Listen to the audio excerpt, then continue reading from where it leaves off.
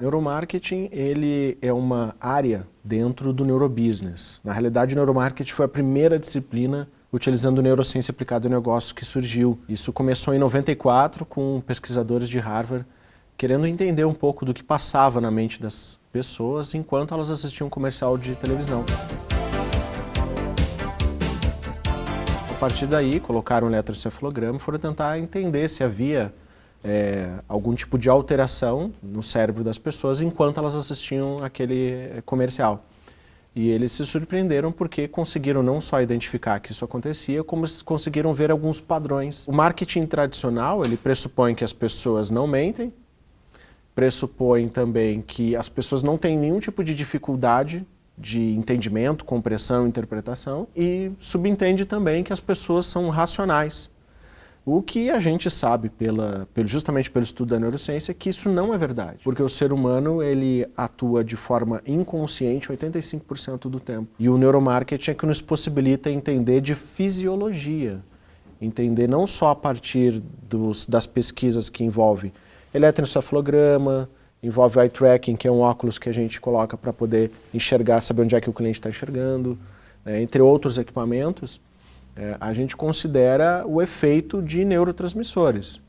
Por exemplo, o neurotransmissor que é a dopamina do prazer, o neurotransmissor do engajamento, o chamado neurotransmissor da paixão, que é a ocitocina, e inclusive a influência do hormônio cortisol, que é o que dispara o nosso processo de luta ou fuga. Então, quando a gente considera o neuromarketing, a gente sabe que todas as pessoas têm essas liberações, essa fisiologia ativa, e a gente aproveita dessas situações para convencer melhor as pessoas e também para identificar o que as reações delas diante de diversos estímulos. Então a gente consegue ser muito mais preciso. Então uma das principais diferenças que a gente vai ter é a assertividade com relação às ações que a gente propõe. Se a gente pegar o maior estudo feito até hoje de neuromarketing, conduzido pelo Martin Lindstrom, que é um dinamarquês, em 2009, essa pesquisa envolveu 20 milhões de dólares. E várias coisas a gente conseguiu descobrir que até então eram simplesmente achismos, né? Então, por exemplo, hoje a gente sabe que 80% dos produtos falham em seu lançamento. Então, uma pergunta, o que o neuromarketing pode ajudar? Parar de falhar no lançamento de produtos.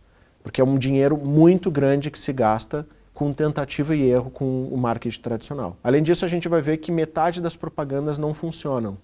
Então a gente vai ver um cara de criação, seja um diretor de arte, um redator, alguém da criação, muito focado na forma, na parte estética de um anúncio, né, na composição de texturas, elementos, mas ele esquece do quanto que aquilo de fato entrega valor para o cliente, ou de quanto que aquelas cores, aqueles elementos estimulam o cliente a fazer o que é necessário, que é absorver, entender a mensagem e assumir o comportamento de compra. O que a gente tem percebido é que dentro do marketing tradicional isso é muito tentativa e erro, não existe padrões a se estabelecerem, e dentro do neuromarketing a gente consegue saber o que funciona, o que não funciona e como conduzir isso.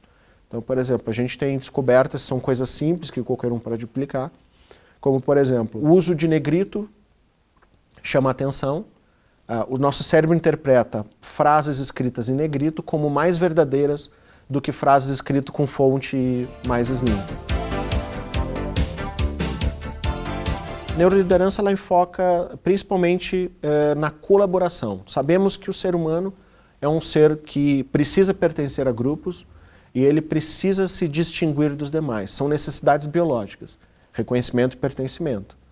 Então, o quanto que só essas duas situações podem interferir na construção de equipes vencedoras, equipes de alta performance dentro das empresas. Porque a gente tem vivido, antes desse conceito de neuroliderança, muitas questões focadas na indústria, né? A industrialização das empresas. É muito processo, é muita regra, é gente com uniforme, é gente fazendo tudo sempre igual da mesma forma, a padronização excessiva.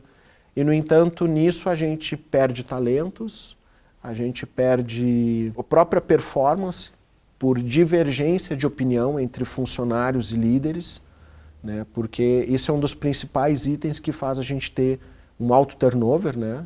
Que é a quantidade de pessoas que são trocadas dentro de uma empresa no período de um ano. Então, se a gente pegar o próprio turnover brasileiro, é 49%. O que significa que a cada 100 pessoas dentro de uma empresa, no passar do ano, 50 são trocadas. Por que uma pessoa sai de uma empresa?